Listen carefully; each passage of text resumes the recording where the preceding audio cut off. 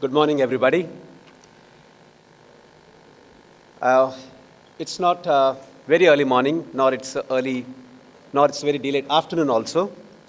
But the topic what I'm going to deliberate to you is basically on the opportunities in the cyberspace in terms of the various avenues which could be there.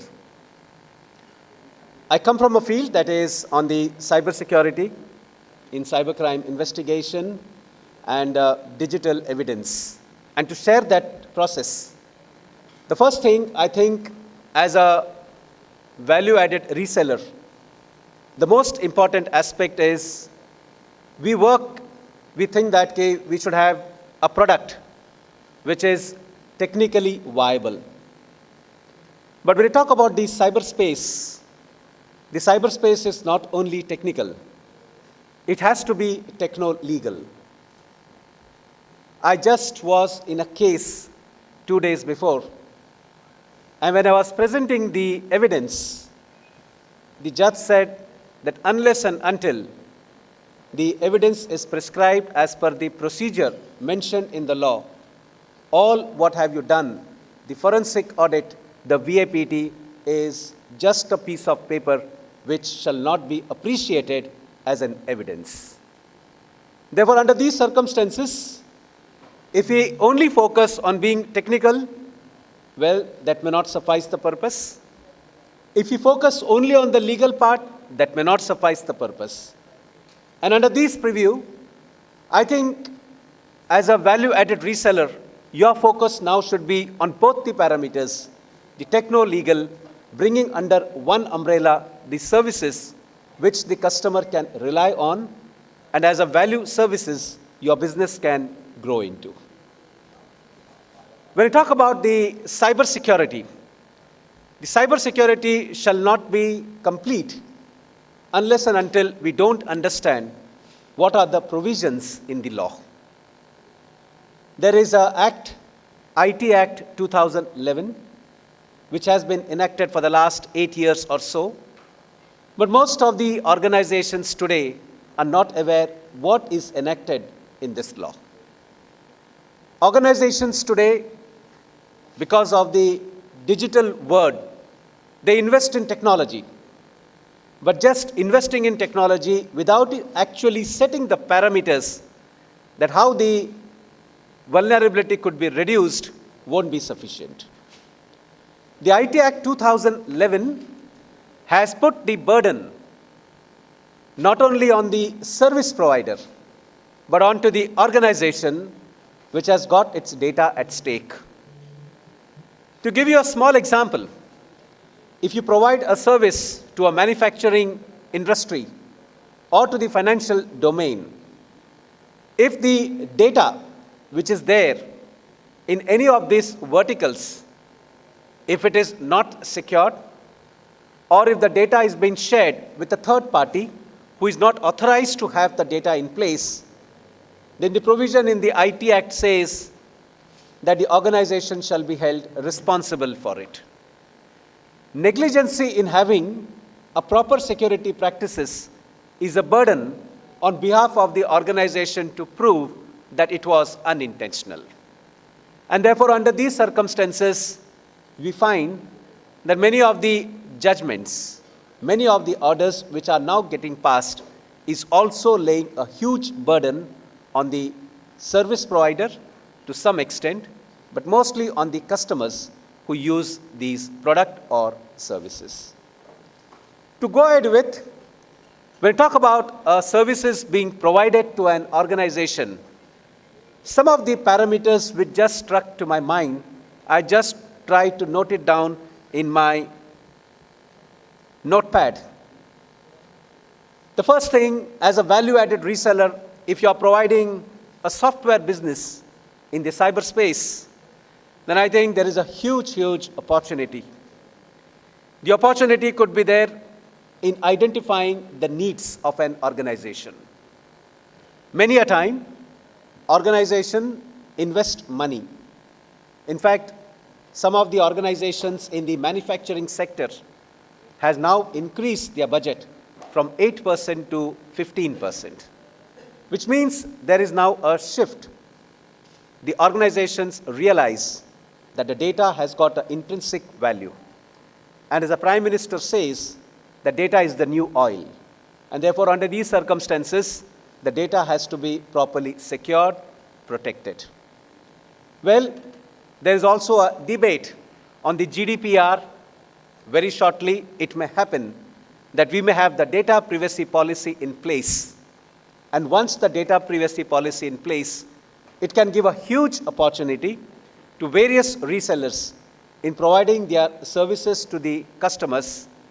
If they don't have these services to be taken by you, then they could come under the ambit of law, where there could be some punishment in civil as well as some criminal liabilities also. The second thing, I think as a value-added reseller, you should be more like a threat response engineering consultant. We have seen the advent of ransomware. Well, coming from the ground reality of ransomware, in the last couple of years, I had the acquaintance to work on 21 cases. But let me tell you, except in one case, the remaining case, nothing could come out of it. When I talk about the ransomware, it's more important now to build a solution in place which can minimize such type of attacks. You talk about the threat response, well, malwares are a great threat to any business. It usually refers to a variety of an intrusive software which includes computer viruses as well as the other malicious programs. And therefore, I think under these circumstances, you could play a very important role as a threat response engineering organization. The other avenue which can be open as far as a value addition reseller could be a solution architect. When we talk about a solution architect, well, you have to be core focused on the technology, what you provide to the customer. And therefore, under these circumstances, even though the businesses need technology to be able to function better, there are usually those who can better connect this business to technology. So these kinds of organizations are referred to as solution architects. As a solution architect, you are to oversee all the aspects of a systems solution, including the legal parameters. A year and a half before, an organization approached me and said that we have got a forensic audit done by the first top 5 company in the country providing the forensic services. When I looked at the forensic report provided by this top 5 company in our country, my eyes went on to one of the notion, and that is disclaimer. The notion in the disclaimer stated that what we provide to you is just an information. These forensic report may not be admissible in the court of law. The person who approached to me said that he has spent almost 1 crore rupees in doing a forensic audit of some of their ex-employees who left the organization by stealing the data. But let me tell you, the disclaimer as well as the provision in the Indian Evidence Act says that on a criminal case, the forensic lab only can provide the report to the court which shall be admissible, and of course, it depends on the judge whether to appreciate it or not.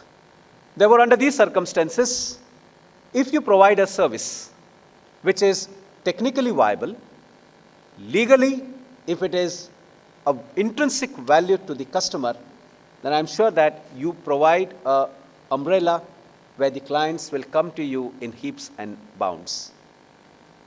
To end my last few words, in a country where we are talking about a population of around 130 crores, we have our forensic labs, and I think you may have one of the opportunity to take it forward in the days to come.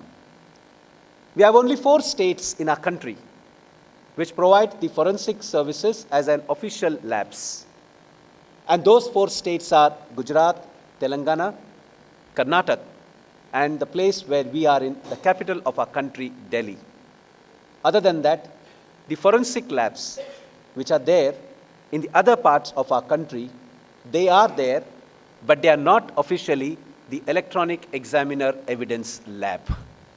Under these circumstances, if we come together and provide a solution, that we could be an organization providing a forensic report, we could be an organization who shall be scaling up the technology to ensure that we provide reliable services which could be accepted by the court, I can tell you that you will have a roaring business to go for the next decade. And therefore, under these circumstances, you could be working either on the cloud, you could be working either onto the WAN, you could be working on an intranet, you could be working on an internet. For that matter, you could work on any of this space. If your particular outcome is being appreciated, then you have a huge thing, a huge parametric business to take it forward. Last but not the least, there are some points which just struck to my mind, and I'll just try to read it to you. Well, in today's scenario, when you provide a service to any of the clients, well, the first thing what came to my mind is be better every day in every way. Dare to care, not superficially, but genuinely. Be ready for tomorrow. Watch out for threats and opportunities. The field what you are into has got a huge, huge opportunities. Huge. It's not been explored.